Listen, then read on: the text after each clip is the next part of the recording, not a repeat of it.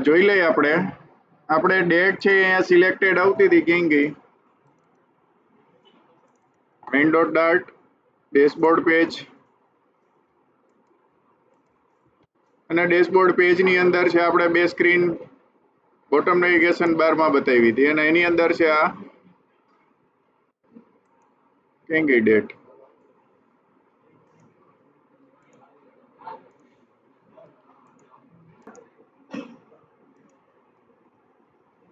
અહીંથી આપણે date select કરાવેલી છે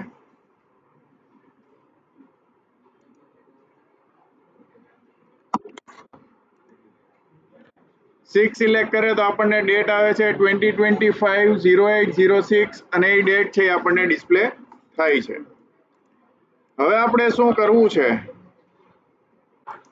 તો કે ભાઈ આ સિલેક્ટેડ ડેટ છે અહીંયા સબમિટ કરે એટલે અહીંયા છે એડ થઈ જવી જોઈએ એટલે ડેટ છે આપણે વધારાની એડ કરવાની છે તો આપણે યુઝર એન્ટ્રી પેજમાં વયા જઈએ close all tab main dashboard page list view page અને એની ક્લિક ઇવેન્ટ છે એ ક્યાં ગઈ આપણે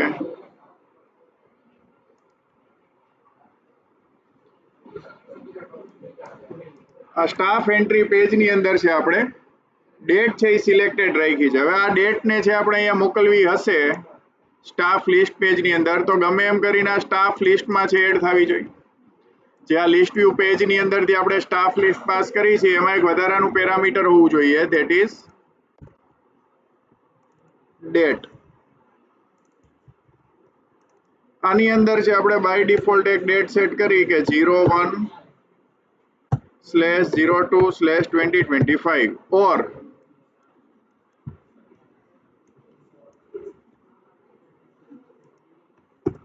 બધામાં જે સેમ ડેટ અત્યારના સિલેક્ટ કરીને રાખ દઈ હવે લિસ્ટની અંદર છે આપણે ડેટ એડ કરી દઈ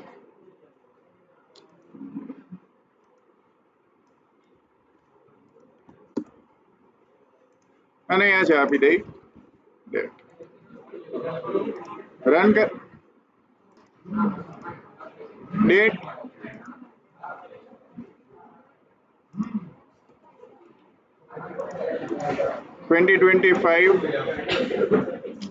જો હવે છે અહીંયા આપણે ડેટ છે એ મૂકી દીધી છે હવે આ ડેટ છે એ આપણને ડિસ્પ્લે થાય છે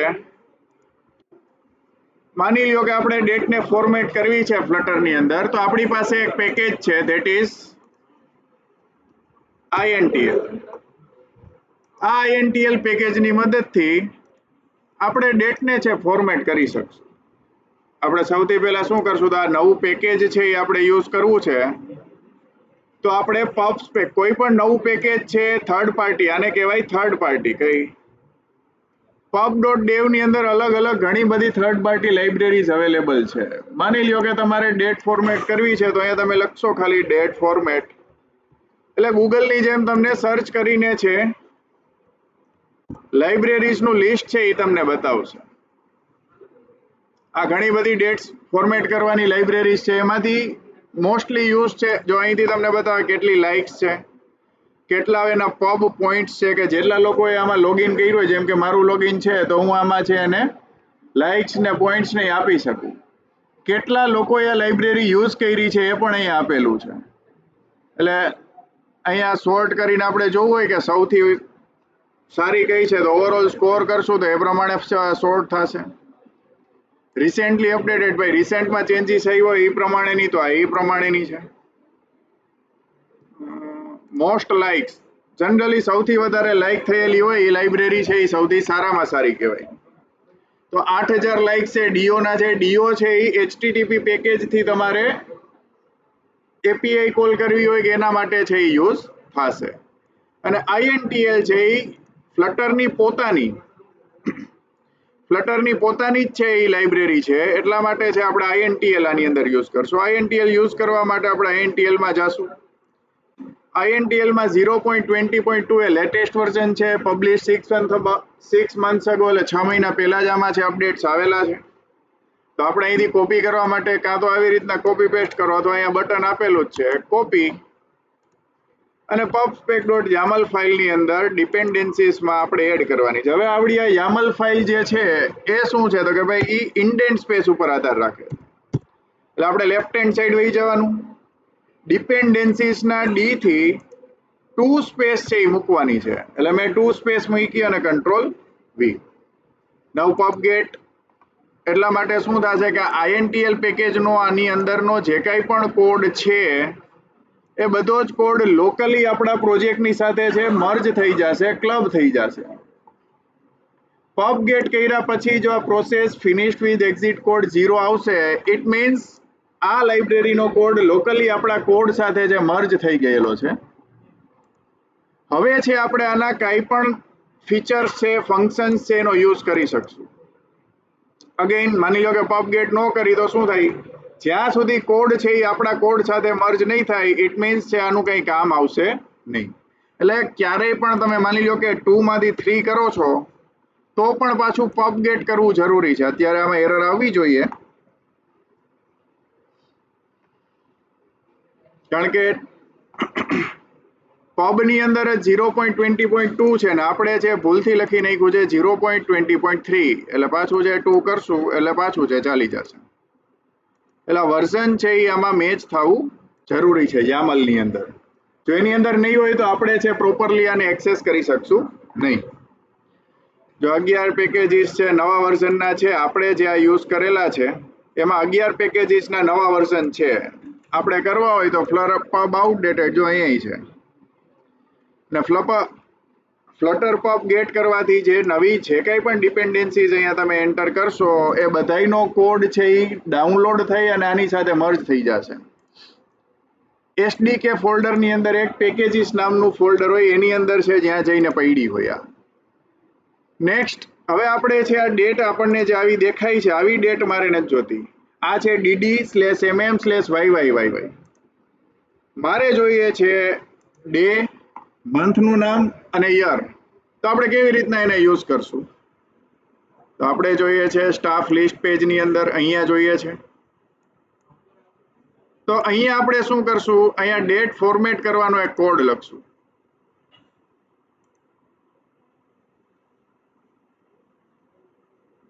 આ ગ્રીડ છે આપણે જોઈએ છે લિસ્ટમાં અત્યારે, તો લિસ્ટની અંદર છે આપણે આ ડેટ જોઈએ છે. હવે અહીંયા આપણે ડેટ જોઈએ છે તો અહીંયા આપણે કંઈક કોડ લખવો પડે, પણ અહીંયા કોડ લખાશે નહીં. એટલે હું શું કરીશ, એક ફંક્શન બનાવીશ, સ્ટ્રિંગ ગેટ ફોર્મેટેડ ડેટ. હવે કોઈ પણ તમે લાઇબ્રેરી યુઝ કરવાના હોય, માની લો આપણને તો ખબર નથી કે આ કેવી રીતના યુઝ કરવાનું, તો આખો યુસેજ ગાઈડ એ આપેલો હોય જો કે પ્રોવાઈડ ઇન્ટરનેશનલાઇઝેશન અને localisation facilities including message translation, plurals, genders, date number formatting and parsing. હવે આનું તમને થોડુંક બ્રીફ કહી દઉં. ઇન્ટરનેશનલાઇઝેશન અને લોકલાઇઝેશન એટલે શું? તમારી એપ્લિકેશન છે આખી ઇંગ્લિશમાં અત્યારના યુઝરને દેખાય છે. હવે તમને એવું થયું આગળ જતા કે ભાઈ આખી એપ્લિકેશન છે આપણે ગુજરાતની અંદર યુઝ કરવાની છે, એટલે ગુજરાતી પબ્લિક જ યુઝ કરશે. એટલે આખી એપ્લિકેશનના એક કોડને તમે ગુજરાતીમાં ટ્રાન્સલેટ કરવા જાઓ અથવા ટ્રાન્સલેટ કરીને તમે ઇફેલ્સની મદદથી તમે લખો તો ધેટ ઇઝ ટાઈમ કન્ઝ્યુમિંગ. એવું તો થવું ન જોઈએ. તો શું થાય કે એક ફાઇલની અંદર બધા ઇંગ્લિશના લેટર્સ લખેલા હોય, બીજી ફાઇલની અંદર ગુજરાતીના, ત્રીજી ફાઇલની અંદર હિન્દીમાં. પછી એને તમારે ખાલી એક છે વેરિયેબલ જ ત્યાં પાસ કરવાનો, જેનાથી હિન્દી સિલેક્ટ કરે તો ઓટોમેટિક હિન્દીના છે ફોન્ટ્સ આવી જાય, ગુજરાતી સિલેક્ટ કરે તો ગુજરાતી આવી જાય. એને કહેવાય આ ઇન્ટરનેશનલાઇઝેશન અને લોકલાઇઝેશન. બેસ્ટ એક્ઝામ્પલ જોઈએ તો આપણે ફ્લિપકાર્ટ છે, એમેઝોન છે, એની અંદર એક લેંગ્વેજ સિલેક્ટ કરવાનું ઓપ્શન આવે છે. એ લેંગ્વેજ તમે સિલેક્ટ કરો એટલે ઓટોમેટિક છે આખી એપ્લિકેશનના ટાઇટલ્સ છે એ ગુજરાતી કે હિન્દીમાં થાય. ભલે અંદરનો કન્ટેન્ટ તો ઇંગ્લિશમાં જ આવે, પણ જે ટાઇટલ્સ હોય એ બધા કે ભાઈ પ્રોડક્ટ છે તો વસ્તુઓ અથવા તો ચીજે, આવું જે કંઈ પણ આવે છે ધેટ ઇઝ ઇન્ટરનેશનલાઇઝેશન અને લોકલાઇઝેશન. એ પણ તમે INTL પેકેજની મદદથી કરી શકશો. આપણે કામ છે અત્યારે ડેટને ફોર્મેટ કરવાનું, તો અહીંયા ક્યાંક એનું એક ફંક્શન આપેલું હોવું જોઈએ. આ રહ્યું ડેટ ફોર્મેટિંગ અને પાર્સિંગ. પહેલા તો તમારી પાસે ડેટનો ઓબ્જેક્ટ હોવો જોઈએ એવું કહે છે કે સૌથી પહેલા અહીંયા તમારે ડેટ જોશે. અહીંથી હું પાસ કરું છું સ્ટ્રિંગ ડેટ. હવે આ ડેટ જે મળે છે એને રિટર્ન કરવાની છે. કઈ ડેટ બનશે એ મને ખબર નથી, પણ અહીંયા શું કહે છે કે સૌથી પહેલા ડેટ છે એ તમારે અહીંયા પાસ કરવાની ફોર્મેટ કરવા માટે. તો કે ભાઈ date ફોર્મેટર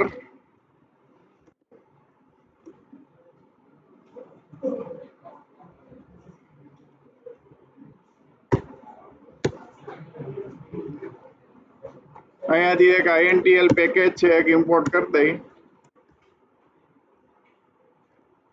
INTL dot date format equal to date format. પહેલા આપણે એક ફોર્મેટ નક્કી કરવાની. અત્યારના આપણી પાસે છે DD YY અને જે આ ડેટ આવે છે પહેલા એને એમાં પાર્સ કરવી પડશે. એટલે ફોર્મેટ ડોટ પાર્સ એની અંદર છે આપણે પાર્સ કરશું એટલે આ શું રિટર્ન કરશે? પાર્સ વાળું ફંક્શન શું રિટર્ન કરશે? તો કે ભાઈ ડેટ ટાઈમ. જો પાર્સ વાળું ફંક્શન કરશો એટલે તમને ડેટ ટાઈમ નો ઓબ્જેક્ટ છે એ રિટર્ન કરશે. અહીંયા હું ડેટ ટાઈમ ની અંદર એટલે ફોર્મેટ ડોટ પાર્સ થી આપણને ડેટ છે એ મળી ગઈ. અહીંયા હવે શું કરવાનું છે કે મારે એક મારી ફોર્મેટ છે કે જેમાં DD અથવા 4 વાર Y ડોટ ફોર્મેટ અને ડેટ છે એ પાસ કરવાની. એટલે આ ડેટ ટાઈમ મને જે મળ્યું એ અહીંયા પાસ કરીશ એટલે ફોર્મેટ કરીને આપણને શેમાં રિટર્ન કરે? તો સ્ટ્રિંગમાં. એટલે આ સ્ટ્રિંગમાં ફોર્મેટેડ ડેટ ઇક્વલ ટુ અને આ ફોર્મેટેડ ડેટ છે અહીંથી આપણે રિટર્ન કરાવી દઈએ. હવે આ ફંક્શન છે એને હું અહીંયા યુઝ કરી લઈશ એટલે આપણને શું મળી જશે? ડેટ. અહીંથી આને કોપી અને રન કરીને જોઈ લઈએ કે આપણને જે ડેટ છે એ મળે છે કે નહીં. ફોર્મેટિંગ આપણું થાય છે કે નહીં, આપણે પ્રોપર ફોર્મેટિંગ કરી શક્યા કે નહીં. તો આવી ગઈ જો 01 આ તો ફેબ્રુઆરી તો છે નહીં. આવું થવાનું એક રીઝન એ પણ હોઈ શકે કે આ DD છે એની જગ્યાએ એને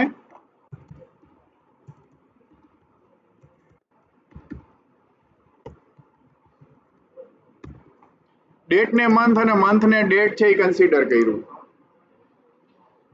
તો એ 2 જાન્યુઆરી થઈ. ઓકે, આપણે એ જ પાસ કરી. કા હું આજની ડેટ ગણતો હતો.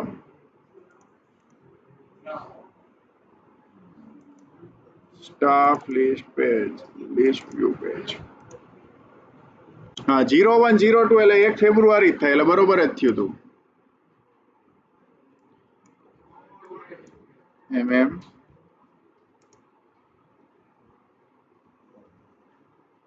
એટલે જો 1 ફેબ્રુઆરી 2025 અહીંયા છે બધાની અંદર આ ડેટ છે આપણને અત્યારના ડિસ્પ્લે થાય છે. હવે આને આપણે પ્રોપરલી સેટ કરવું હોય તો આ જગ્યા છે આ અહીંયા આટલી બધી પડી છે અને ક્યારેય સિટીનું નામ એવડું મોટું હોવાનું નથી. તો શું કરવું જોઈએ? તો કે ભાઈ આને છે બેયને બાજુમાં સેટ કરી દેવાય. તો આ બેયને બાજુમાં સેટ કરવા માટે હું શું કરીશ? અહીંથી એક wrap નામનું વિજેટ લઈશ અને આ wrap ની અંદર બંનેને પાસ કરી દઈશ. એટલે શું થશે કે બંને બાજુમાં ગોઠવાઈ જશે, પણ આમાં એક તમારે ડિરેક્શન આપવી પડશે. તો axis ડોટ હોરિઝોન્ટલ આવી ગયું. સ્પેસ વચમાં મૂકવી છે તો હું અહીંયા મૂકી દઈશ એક સાઇઝ બોક્સ.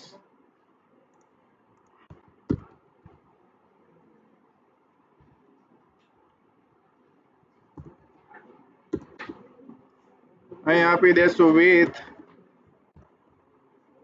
20. સેવ આવી ગઈ ડેટ બાજુ બાજુમાં.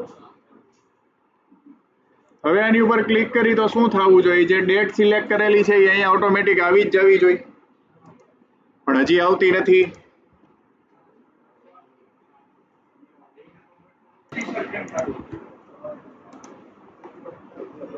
જોઈએ 2 વાર કરશું અહીંયા તો નહીં થાય, તો નહીં થાય. તો એને 25 કન્સિડર કરીને છે અહીંયા લઈ લીધું. સમજાણું? આપણે હવે મેં શું કર્યું છે, સિલેક્ટેડ ડેટ નામનો એક નવો વેરિયેબલ લીધો. એ વેરિયેબલમાં એડિટ મોડમાં છે, અહીંયા વેલ્યુ સેટ કરાવી દીધી ડેટની, અને રન કરીને જોઈએ છીએ કે આવે છે કે નહીં. સિલેક્ટ ડેટમાં ન આવ્યું કારણ કે સ્ટાફની વેલ્યુ છે એ નોટ ઇક્વલ ટુ નલ, તો હવે મળવી જ જોઈએ. ઓકે, હજી આ વેરિયેબલને આપણે સેટ જ નથી કરાવ્યો. ક્યાં? તો કે ભાઈ ડેટની અંદર. ક્યાં ગયું આપણું ડેટ?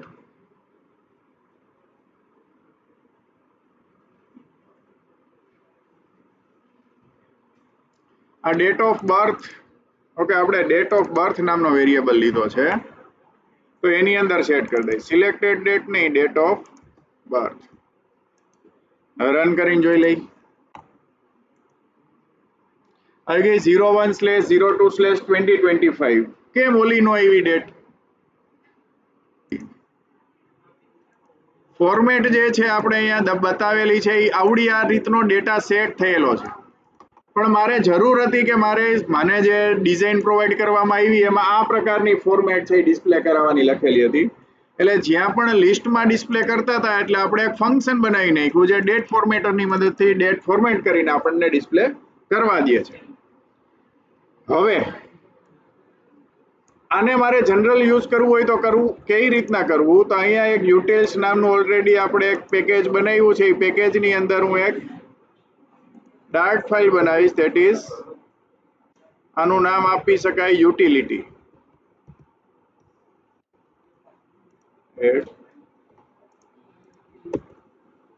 intl.dart. જો અહીંયા કઈ ક્લાસ નથી બનાવ્યું, કઈ નથી બનાવ્યું. હવે આ સ્ટાફ લિસ્ટ પેજમાં આને છે આપણે કમેન્ટ આઉટ કરી દઈએ અત્યારના. તો ગેટ ફોર્મેટેડ ડેટમાં આપણે યુટિલિટી ઇમ્પોર્ટ કરવાથી જો હવે ક્યાંય ઓબ્જેક્ટની જરૂર નથી, કોઈ પણ જાતના સ્ટેટિકની જરૂર નથી, છતાં પણ આપણને આ યુઝ કરવા દે છે. તો આ જ વસ્તુ છે અહીંયા આપણે સ્ટાફ એન્ટ્રી પેજની અંદર એ ડિસ્પ્લે કરાવવાની છે. ક્યારે? કે જ્યારે પણ યુઝર ડેટ સિલેક્ટ કરે છે ત્યારે. ક્યાં ગયું આપણું ડેટ ઓફ બર્થ? જ્યારે પણ ડેટ ઓફ બર્થ ડિસ્પ્લે થાય ત્યારે હું અહીંયા લખીશ get formatted date of birth. Run કરીને જોઈએ કે ચાલે છે કે નહીં.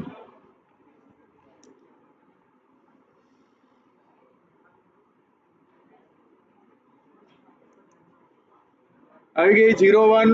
આના ફોન્ટ છે એ થોડાક મોટા કરી દઈ. Style, text style, font size 25.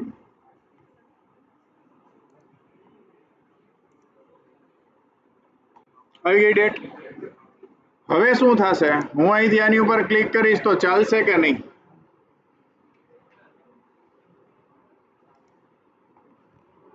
Error આવી ગઈ.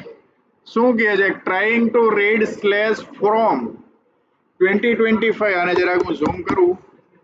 Trying to read slash from 2025-08-06 space 000000.000. આ શું થયું? આવી એરર આવવાનું રીઝન, જે ફોર્મેટ અહીંયા આપેલી છે આપણી યુટિલિટીમાં, જે ફોર્મેટ આપેલી છે એમાં એ ડેટ પહેલા પાર્સ જ નથી થઈ શકતી, કારણ કે આપણે ફોર્મેટ આવડવા રાખેલું છે અને આવનારું ફોર્મેટ છે એ બદલી ગયું છે. આખું ડિસ્પ્લે તો આ જ કરાવવાનું છે. તો હવે શું કરશું? નવું ફંક્શન આપણે બનાવી. તો નવા ડેટમાં કેવું છે કે પહેલા વાય, પછી શું છે? સ્લેશ નથી, પછી છે ડેશ, એના પછી છે મંથ. મંથ હંમેશા કેપિટલ એમ માં જ હશે. એટલે તમારે જ્યારે પણ મંથ યુઝ કરવો હોય ત્યારે કેપિટલ એમ જ આગળ યુઝ. 3 કેરેક્ટર જોતા હોય તો 4 વાર 3 વાર એમ આવશે. આખું નામ જોતું હોય મંથનું તો 4 વાર એમ લખવાનું. સિંગલ એમમાં છે એ ચાલશે નહીં. એના પછી આવશે ડીડી, એના પછી સ્પેસ છે, એના પછી આ પેલું છે એ હંમેશા અવર્સ હોય એટલે HH colon MM month colon seconds એના માટે. એના પછી ડોટ કરીને ટાઈમ ઝોન છે જનરલી હોય છે, તો એના માટે મે બી ZZZ અથવા તો ZZZ આવી રીતના બેમાંથી એક હોય છે. જોઈ લઈએ હમણાં, જો એરર આવશે તો આપણે બદલાવી નાખશું. સ્ટાફ એન્ટ્રી પેજમાં જઈએ, પણ ડિસ્પ્લે કરવા માટે તો આપણે અહીંયા ગમે એમ કરીને એક જ ફંક્શન આપવું પડશે. તો કેવી રીતના આપશો? અહીંયા તો ઇશ્યુ થઈ ગયો. આપણે શું કરશું અહીંયા ટ્રાય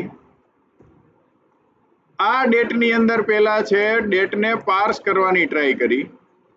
આ ડેટ ટાઈમને અહીંયા બારે ડિફાઇન કરી દઈ. Date time equal to this, અને આ છે હંમેશા કેચ સાથે જ ચાલશે. અહીંયા આપી દઈ ઈ. જો આમાં ફોર્મેટ નહીં થાય તો શું કરશું? આને કોપી કરશું, નવું ટ્રાય કેચ છે એ મૂકશું.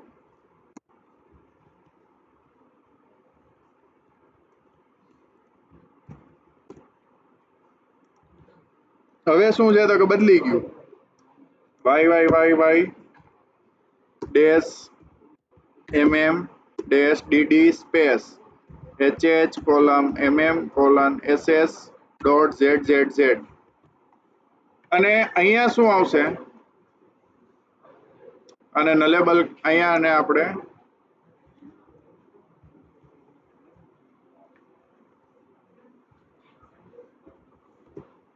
આવું આપી દઈએ કે એકઈ નો આવે તો બાય ડિફોલ્ટ છે આવડો આ ડેટ છે એ આવી જવું જોઈએ.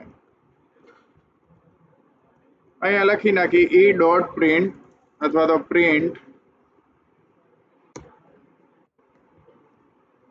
એરર while parsing, અથવા આને તમારે પ્રોપર લખવું હોય તો આને લખી શકો date format exception colon dollar E. જે આવે એ અહીંયા પ્રિન્ટ થઈ જાય. હવે જોઈએ કે ચાલે છે કે નહીં. હવે શું થઈ ગયું? એક જ ફંક્શન થઈ ગયું. જો પેલા આમાં પાર્સ કરશે, આમાં નહીં થાય તો કેચમાં જશે, એટલે પાછું આપણે ટ્રાય કેચ. જો અહીંયા આમ નામ ડાયરેક્ટ મૂકી શકતા હતા, પણ કદાચ હજી આપણે જોઈએ આગળ હજી એક્ઝામ્પલ જોઈએ એટલે શું કરવા કર્યું એ ખબર પડી જાય. ઓકે, ન્યૂ કાર્ડ નહીં ખોલે, ન્યૂ કાર્ડ નાખીએ, રન કરી.